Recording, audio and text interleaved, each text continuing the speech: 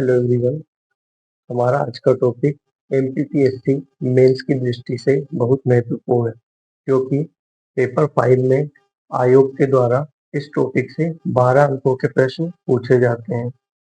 बोलियों का नामकरण विभिन्न तत्वों पर निर्भर करता है, जैसे सामाजिक, ऐतिहासिक, भौगोलिक, जनजातीय इत्यादि।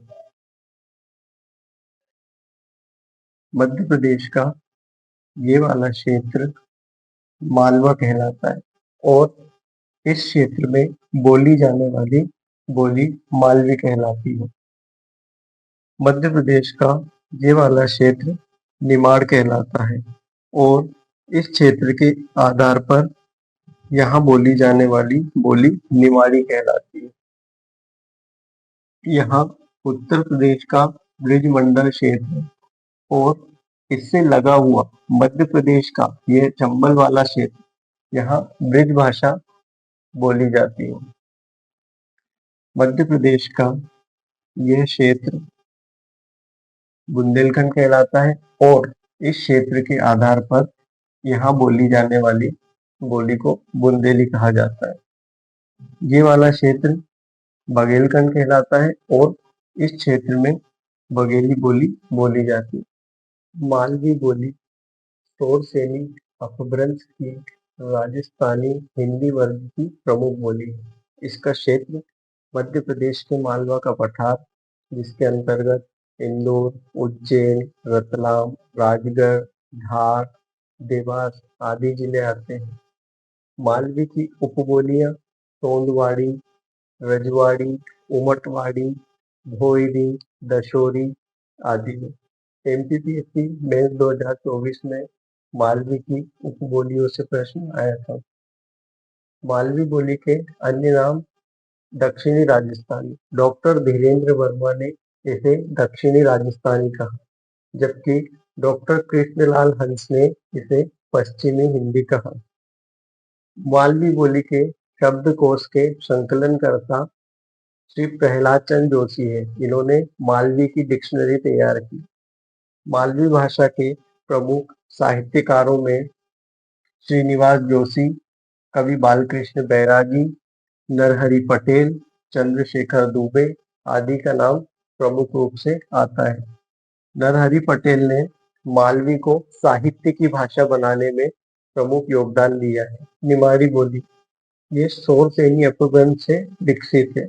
कुछ विद्वान इसे मालवी बोली की ही उपबोली मानते हैं।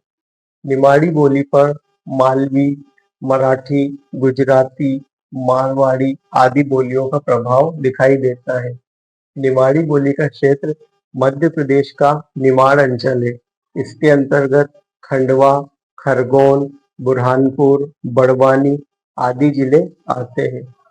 निमाड़ी की उपबोलियां भीली और बारेला है, क्योंकि ये भील बाहुल्य क्षेत्र है। इसका अन्य नाम जॉर्ज ग्रियर्सन ने इसे दक्षिणी हिंदी कहा। निमाड़ी बोली के शब्दकोश के संकलनकर्ता श्री राम नारायण उपाध्याय जी है। निमाड़ी बोली के साहित्यकार संत सिंगाजी, इन्हें निमाड़ का कबीर कहा जाता है। इस बार एमपीपीएससी ने मेंस में प्रश्न पूछा था कि संत सिंगाजी के गुरु कौन थे, तो श्री मनरंग स्वामी। संत सिंगाजी के गुरु का नाम क्या था? श्री मनरंग स्वामी। श्री राम परिहार, इनकी पुस्तक का नाम निमाड़ी साहित्य का इतिहास है। प्रभाकर चौबे। निमाड़ी दिवस 19 सितंबर को मनाया जाता है। बुंदेली बोली यह शोरसेनी अपभ्रंश की पश्चिमी हिंदी वर्ग की बोली है। इसका क्षेत्र बुंदेलखंड, जिसमें मध्य प्रदेश का दतिया, टीकमगढ़, छतरपुर, निवाड़ी, पन्ना, सागर, दमोह, उत्तर प्रदेश का ललितपुर, आगरा, जालौन आदि क्षेत्र आता है और महाराष्ट्र तक इसका प्रभाव है। इसकी उपबोलियां पवारी, यह दतिया और ग्वालियर क्षेत्र में बोली जाती है। लोंधाती, यह उत्तर प्रदेश के हमीरपुर, बनाफरी, इसमें जो जगनी थे उन्होंने आलाखंड की रचना बनाफरी में ही की है। खटोला यह पन्ना, छतरपुर, दमोह आदि क्षेत्रों में बोली जाती है। भदावरी, निभट्टा आदि। जो बुंदेलखंडी है इसके शब्दकोश के संकलनकर्ता श्री महेश कटारे हैं। बुंदेली के साहित्यकारों में यशूरी, गंगाधर व्यास, खयालराम, इन तीनों को बृहदतई कवि कहा जाता है। इसके अतिरिक्त पद्माकर, केशवदास आदि प्रमुख हैं। विशेष क्या है? बुंदेलखंडी सर्वाधिक क्षेत्रफल पर बोली जाने वाली बोली है, क्योंकि यह मध्य प्रदेश के बुंदेलखंड से लेकर महाराष्ट्र तक बोली जाती है।